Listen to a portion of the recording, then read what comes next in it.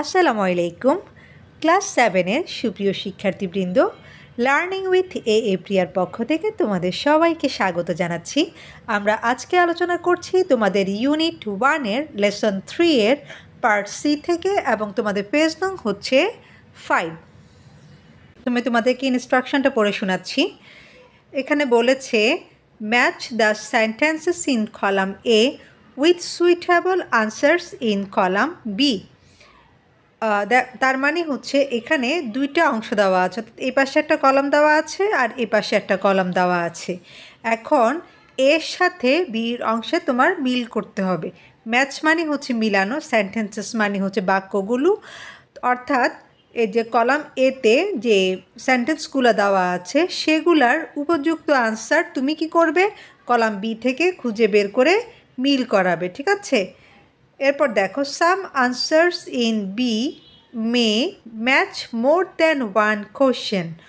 সাম answers মানে হচ্ছে কিছু উত্তর, অর্থাৎ কলাম বিতে কিছু উত্তর হচ্ছে তোমার কলাম এ এর একাধিক প্রশ্নের উত্তরের জন্য তোমরা ব্যবহার করতে পারো।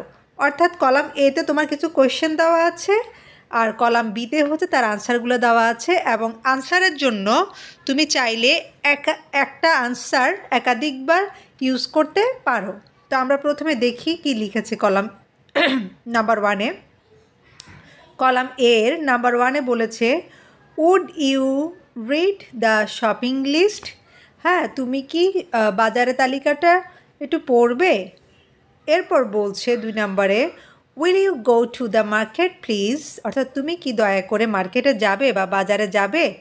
3-এ বলছে, will you buy me 1 litre of cooking oil please, তুমি কি আমার জন্য 1 লিটার রান্নার তেল নিয়ে আসতে পারবে, বা দয়া করে তুমি কি আমার জন্য 1 লিটার রান্নার তেল কিনে আনতে পারবে।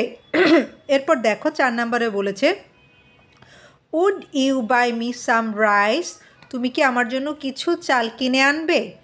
5-এর বলা হচ্ছে যে, উড ইউ নিড সাম মানি, তোমার কি কিছু টাকা দরকার বা কিছু টাকা প্রয়োজন। 6 নম্বর হচ্ছে, উড ইউ লাইক সাম টি, হ্যাঁ তোমার কি চা প্রয়োজন বা তুমি কি চা খেতে চাও। 7 নম্বরে বলছে, will you switch on the TV please, অর্থাৎ তুমি কি দয়া করে টিভিটা চালু করবে। এরপর সর্বশেষ যেটা রয়েছে সেটা হচ্ছে, would you tell her to watch TV at 10 PM, তুমি কি তাকে রাত 10টায় টিভি দেখতে বলবে। এখানে একটু দেখো, PM মানে হচ্ছে AM এবং PMের ব্যাপারটা হয়তো বা তোমরা জেনে থাকবে। AM বলতে রাত 12টা থেকে দুপুর 12টা পর্যন্ত সময়কে বোঝায়, এক্স্যাক্টলি 12টা না, মানে 11টা 59 পর্যন্ত সময়কে বোঝায়। আর দুপুর 12টা থেকে রাত 11টা 59 পর্যন্ত সময়ের সাথে আমরা PM বসাই। ঠিক আছে, তার মানে AM হচ্ছে রাত 12টা থেকে দুপুর পর্যন্ত, এরপরে PM হচ্ছে দুপুর 12টা থেকে রাত 11টা 59 পর্যন্ত। এটা একটু খেয়াল করবে তোমরা। এখন আমি পার্ট বিতে চলে যাচ্ছি। পার্ট বিতে এ নাম্বারে বলেছে, certainly I will do it. Certainly মানে হচ্ছে অবশ্যই, মানে অবশ্যই আমি এটা করব। বিয়ে বলছে, ওয়াই মানে কেন। রিনা ইজ ওয়াচিং, রিনা দেখছে, মানে কেন রিনা দেখছে। সিতে বলছে, নো থ্যাঙ্কস, না ধন্যবাদ। I have enough with me, আমার কাছে যথেষ্ট আছে। ডি নাম্বারে বলছে, ইয়াস আই উইল, হ্যাঁ আমি করব। ইতে বলছে, সরি আই কান্ট, হ্যাঁ যে দুঃখিত আমি পারবো না। I have left my glasses in the study, এখানে স্টাডি রুম হলে হয়তো বা আর একটু ভালো শোনাতো শব্দটা, যে আমি আমার চশমাগুলো কোথায় রেখে এসেছি, স্টাডি রুমে রেখে এসেছি। হ্যাঁ, এরপর দেখো এফে বলছে, yes I would love to, হ্যাঁ মানে আমার ভালো লাগবে, বা মানে আমি এটা চাই, এরকম বোঝাচ্ছে যে আমি এটা পেলে আমার ভালো লাগতো এরকম। এরপর জি নাম্বারে বলছে, হোয়াট ফর মানে কিসের জন্য বা কেন। আর সর্বশেষ যেটা রয়েছে সে এখানে বলছে, ওকে হাউ মাছ, ঠিক আছে মানে কতটুকু। হাউ মাছ মানে হচ্ছে কতটুকু বা কত। এখন আমরা একটু মিলানোর চেষ্টা করব। আমরা অলরেডি পার্ট এ এবং পার্ট বি এর যে অর্থগুলো সেগুলো বুঝলাম, এবং সেই অনুসারে এখন ম্যাচ করানোর চেষ্টা করব। দেখো, প্রথমে বলতে পারো কি, যে প্রথম যেটা রয়েছে যে would you read the shopping list, তুমি কি বাজারের তালিকাটা পড়ে শোনাবে।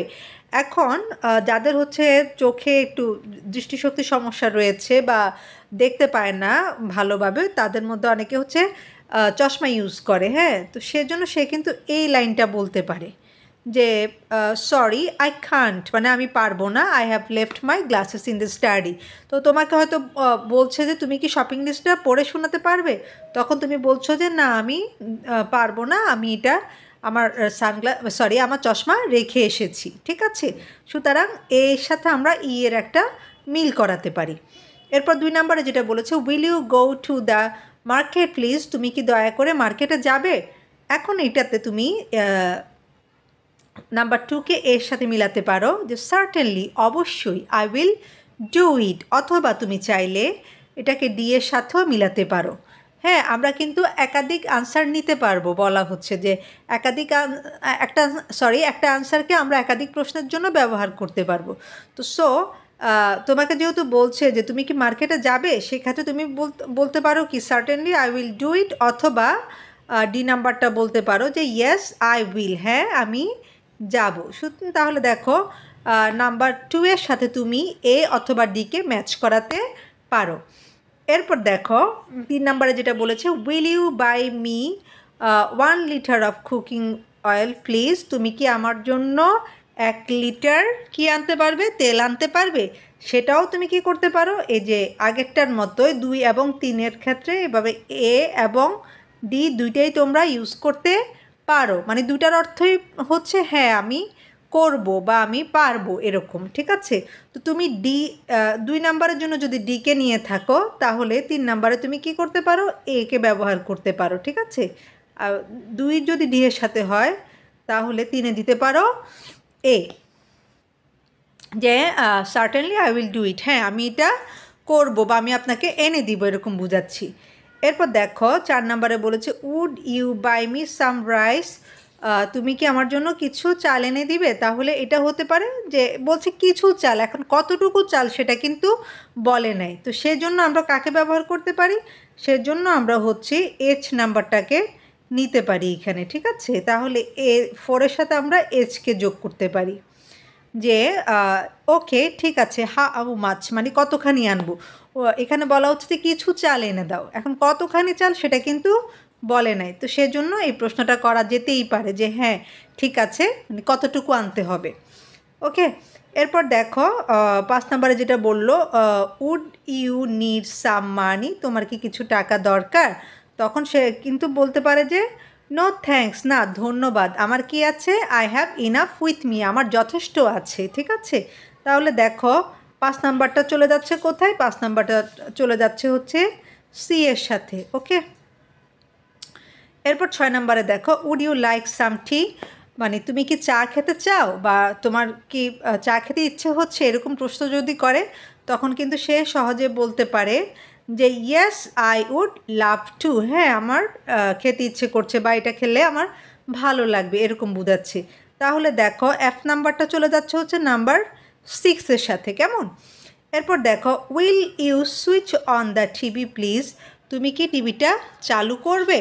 হ্যাঁ, তো এই প্রশ্নটা আমরা দিতে পারি হচ্ছে বি এর সাথে, যে ওয়াই রিনা ইজ ওয়াচিং, কেন রিনা তো দেখছে। তোমাকে বলা হচ্ছে যে তুমি কি টিভিটা দয়া করে চালু করবে, তো তুমি আবার তাকে জিজ্ঞেস করতে পারো কেন, মানে রিনা তো অলরেডি দেখছে জিনিসটা, তাই না, যে অলরেডি একজনে যেহেতু দেখছে সেহেতু আবার চালু করার তো কোনো প্রয়োজন নেই। তবে এটা ঠিক, জিনিসটা সুন্দর হতো যদি সুইচ অনের জায়গায় সুইচ অফ হতো শব্দটা, যে তুমি কি টিভিটা অফ করবে, তখন সে বলতে পারতো কেন রিনা তো টিভিটা দেখছে এখন, হ্যাঁ, তাহলে একটু বেশি সুন্দর হতো আর কি। তো এখন আমাদের বইয়ে যেহেতু অন লেখা আছে, আমাদেরকে সেই অনুসারে কাজ করতে হবে। তাহলে 7কে আমরা মিলাচ্ছি হচ্ছে কিসের সাথে, বি নাম্বারের সাথে। এবার দেখো লাস্ট ওয়ান কি বললো, would you tell her to watch TV at 10 PM, তুমি কি তাকে রাত 10টায় টিভি দেখতে বলবে। এখন আমি যদি তোমাদের কাউকে বলি যে তাকে তুমি রাত 10টায় টিভি দেখতে বলিও, হ্যাঁ, এখন তোমার মনে একটা প্রশ্ন আসতেই পারে যে কেন, মানে রাত 10টায় কেন দেখতে হবে। তো সেই হিসাবে আমরা কিন্তু আটকে নিয়ে যেতে পারি হচ্ছে জি এর সাথে, ঠিক আছে। জি নাম্বারটা আমরা নাম্বার 8-এর সাথে যোগ করতে পারি, অথবা কেউ যদি চাও তাহলে ডি এর সাথেও যোগ করতে পারো, তবে এটা জি এর সাথে করলে বেশি অ্যাপ্রোপ্রিয়েট হবে। ঠিক আছে? তো এই কলামটা হয়তো বা তোমাদের অনেকেরই দুশ্চিন্তার কারণ।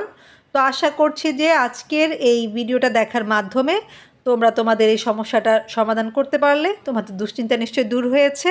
আর আজকের ভিডিওটা কেমন লেগেছে সেটা অবশ্যই কমেন্টে জানাবে। আর ভিডিওটা যদি তোমাদের ভালো লেগে থাকে তবে অবশ্যই ফ্রেন্ডদের সাথে শেয়ার করবে, একটা লাইক দিবে এবং কমেন্টে তোমাদের মতামত জানাবে। ইনশাআল্লাহ আমি পরবর্তী টপিক নিয়ে খুব শীঘ্রই হাজির হচ্ছি। পরবর্তী টপিকে আমি ডি থেকে আলোচনা করব। তো সে পর্যন্ত সবাই ভালো থাকো, সুস্থ থাকো আর লার্নিং উইথ এ প্রিয়ার সাথেই থাকো। আল্লাহ হাফিজ।